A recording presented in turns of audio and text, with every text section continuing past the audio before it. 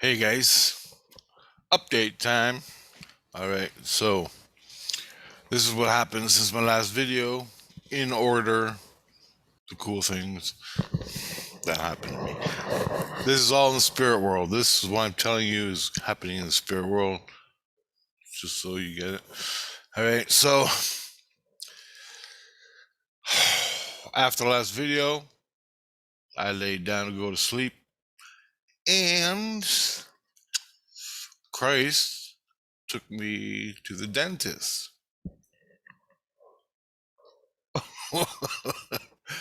Because the priestess puts a loogie in me and it comes into my ethereal because that's what she wants. She wants that fine line between the physical and the soul. She comes in, she puts the loogie in, it expands, and all my teeth start moving around. It don't hurt. All the roots to the nerves have been cut, but it's still agonizing. It's agony. It's a agony. I could call it something. And if they don't remove the loogie soon, it turns into your whole jaw hurts. Not the roots to your teeth, the roots, what the hell is that called? The nerve in your jaw. Big long fucker. The hell nerve. Anyway, when that starts going, you're pretty much done. The priest got to take the loogie out, so you better have some. But they decided they were going to take me to the dentist. Now, what in the astral world? Okay, this is a dentist in St. Lucian. Okay, St. Lucian is a big city in the astral, which is called the Illusion by Christ.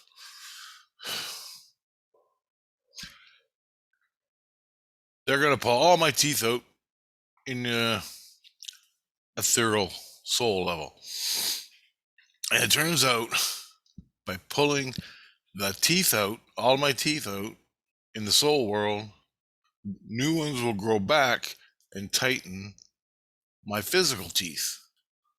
That's the plan. That's what they're saying. So that's what I'm like, well, because they can't keep the priestess out of me all the time.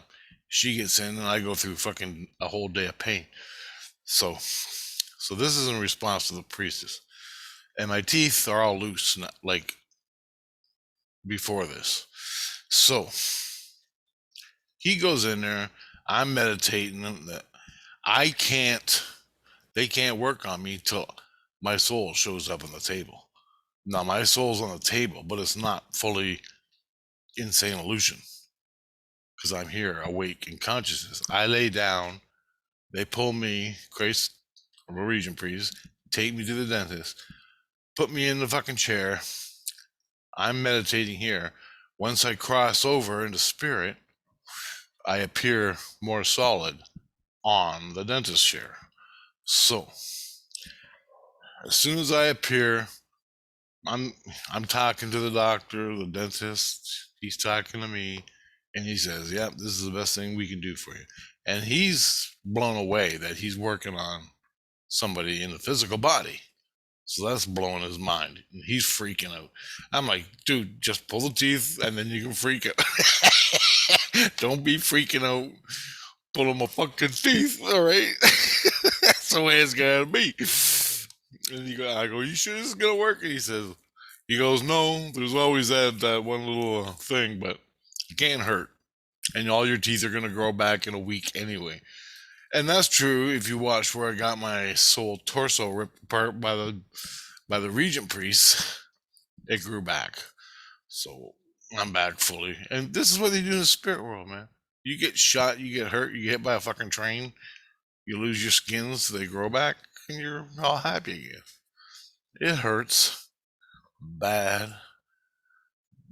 I guess the blood plasma that comes out of your skins. If you're a dead person, comes out of your skins, that hurts. They collect that and use it and refine it for medicine.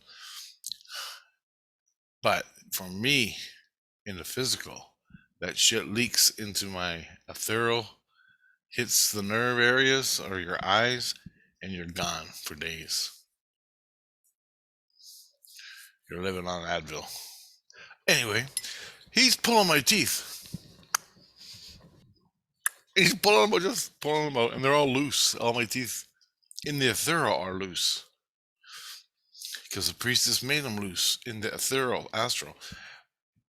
My teeth here are all moving. They're all moving, and I can show you, but you don't need to see it. and they're falling out from years, a couple years ago, when the doctor cut the roots to all my teeth, so I have no more pain from them roots in the physical. Now, as he's pulling them out, I thought that was cool that they're doing this. They're gonna grow back, so it's all good. You can only get better, right? As they're pulling these, how can I say? As they're pulling these, all of a sudden I'm sitting out. I can see like the doctor, not 100% like I'm looking at the screen. I can see the doctor like a ghost, and he's talking to me, and I'm talking. He's doing that, and all of a sudden I hit this one part where you cross over deeper. You can cross over, and then they can work on you. But then you go deeper, and all of a sudden, whoa, you're in St. Lucian proper, full color, 100%. So I'm sitting there and I'm watching him. I'm watching him stick these pliers or gizmos and pulling my teeth out. And he's yanking on them. He's doing it slow. He's going, oh, that was a good one. That came out. That came out. That came out. I'm just like, and then I went deeper, and all of a sudden went, and I could see his hands, and I could see he had plastic gloves on, and I could see the tool, shiny silver, man. And he went and pulled the tooth, and I went, oh, like I felt like I was expecting pain, but there wasn't any. And he goes, what happened? And I went, I just saw you guys. Tina was there, the kids were there, they're all looking at the monitors and talking to me and keeping me cool. And I saw his tool going right into my mouth in his hand, put it in. He's pulling another tooth. Blew me away. So it was like a vision I had into. It was just a quick trip to St. Lucian, but I got to see it. Fuck, it's real, man. It's so fucking real. You don't even believe it. Anyway, that was cool. I thought I'd bring that up. Okay, so after that, next day, Priestess came in. I've been battling her, so not physically, not nothing battling, but my will. She comes into me. Did I say this? She sticks a loogie in my throat, in my somewhere, and the region priest. I gotta go to the region priest, and they take it out, and I go back to normal. That's the process. I can't fight her, but they took her to court. She got 2 years in the illusion, and she did with the loogies she put back in me. They're doing extending her sentence, and that is getting her away from me. Every time she does this, they throw it on her sentence. So she doesn't do it anymore. I have to be watched by Christ and the regent priest all the fucking time so I don't make shit up. Christ has to witness it for it to go to court for her to stop. That's how that works. Now, so I'm in Christ's manger 24/7 until this shit is over with. Fuck. But I was so upset. Christ got me upset. He was giving me some stupid dreams that pissed me off. And a priestess stuck another fucking loogie in me. That pissed me off. She was going to get away with it. She's talking in my head when I went to bed. And she's not supposed to be talking in my fucking head. And Christ didn't catch it. That pissed me off. So I grabbed my fucking shotgun. And I said, I'm in the illusion, right? And they go, yeah. And I go, good. Because I'm going to blow fucking priestess' head off. So I started flying to fucking Japan. I was just flying to the priestess. She's in Japan, living.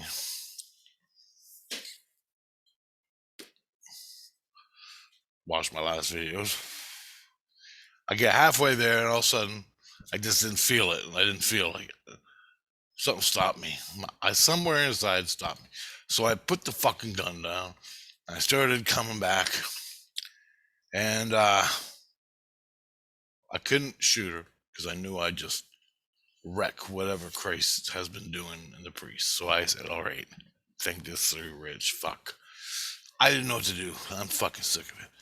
So I lay down, went to my inner light, meditated into my inner light. When you do that, when you bring yourself into your inner light, you go up in yourself to the light, up to 14, 15, 16. Everything past 13 is the light. Okay? There's 13 levels. And then the light. I'm on the third level in Insane Illusion. Now, and it probably gets more deeper than that. But that's the basics of how the shit is set up. When you die, you go to one of these levels. You go to the light, you go to Christ, and you get evaluated. You get your brains picked. You get your reference manuals and all that. And he says, you belong here. You belong in St. Illusion. That's where you live until you get up and go higher by Christ's lessons, and you can come up higher. He'll give you all Christ's lessons. There's a ton load. When you become a Jesus Christ, you can go anywhere you want. But it's all experiences that get you up, climbing the mountain. All right? We've been through this 1,000 times. But anyway, so I went into my inner light, and I wanted to go talk to Mom, the creator girl. Never did talk to her. Well, I did, but I didn't see her at all. I got to the first stage of the inner light people. I went to them, and it's all girls, so I never see a guy. But I'm at this fountain, and I remember the fountain. It's an important fountain, so I figured go to the fountain, clean myself. So I go to the fountain, I grab some water, whoosh it over my head. It comes in, it sinks into your soul and cleans you, your whole body, makes you pure, takes your fucking anxieties and fears and stress and shotgun violence out of you. Then you can talk to them. That's the rule. And you go higher up, and every fucking level you go to, there's a fountain. You gotta purify yourself. So I did that. No one would talk to me. I went up higher, and I'm at another fountain. Splash it over my head, and I go, I need some fucking help, more or less. And pose your question. I'm seeking for Mom. And I guess they know that Mom knows that they know that she knows that they know that I know. So that's all good. And anyway, and I got 25 seeds to get me there. So it's all good. The thing is, I didn't know. I asked for Mom. That's what she told me to call herself. That's who I'm looking for. But I don't see no one. I saw people standing around me, and they're all like baby blue, like this color, in dresses, and white. Everything's white. I mean, the darkest it goes is this baby blue tape. It's kind of weird. Anyway, I said, look, man, I go, I need help with the priestess. How do I get the priestess off my back? And I'm sitting there and I'm waiting and I'm waiting. And I slowly went into a deeper, like you got to cross over, like I just said before. You cross over and you're in a St. Illusion. I'm in St. Illusion. You cross over deeper and you see things. Well, I had a vision. This time it was a vision. I went deeper and I'm in a vision, and I'm in a cabin or a wooden old building, and there's a mirror on the wall, and I'm dressed up, and I'm looking in the mirror and I'm messing with my hair, and I look sort of like myself, but younger, and I'm 18, and I'm glowing because I'm going out with this girl, and I love this girl. And this is the vision. That was the vision.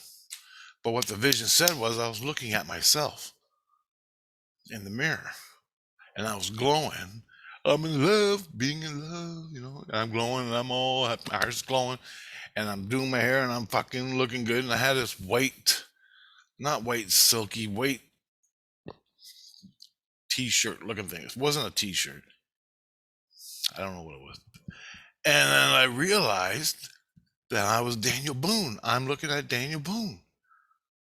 And he was a little bit skinnier than I am now, and he didn't have glasses, and he had sort of blondish, sandy blonde hair, but he looked good.